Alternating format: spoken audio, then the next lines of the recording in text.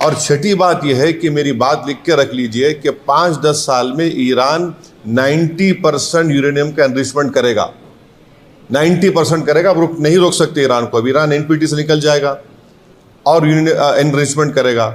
और साथ ही साथ उसका ये असर होगा आज की बॉम्बिंग के बाद कि जितने उस देश में, जितने अरब ममालिक बोलिए, मुस्लिम कंट्रीज़ बोलिए, जो उस खित्ते में है, वो सब लोग अब फैसला करेंगे कि हमको इज़राइल के ब्लैकमेलिंग से, इज़राइल की हेजेमनी से बचने के लिए हमको अब न्यूक्लियर वेपन्स बनाना पड़ेगा। वो भी आप नहीं रोक पाएंगे।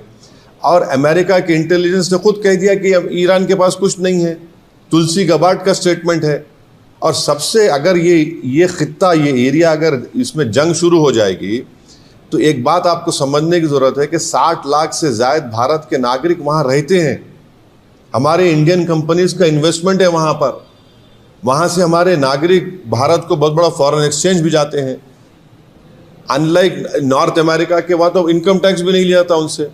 और आखिरी बात यह है कि क्या पाकिस्तान इसीलिए ट्रंप के लिए नोबेल पीस प्राइज का डिमांड कर रहा था कि पूरा उस खित्ते में जंग शुरू हो जाए?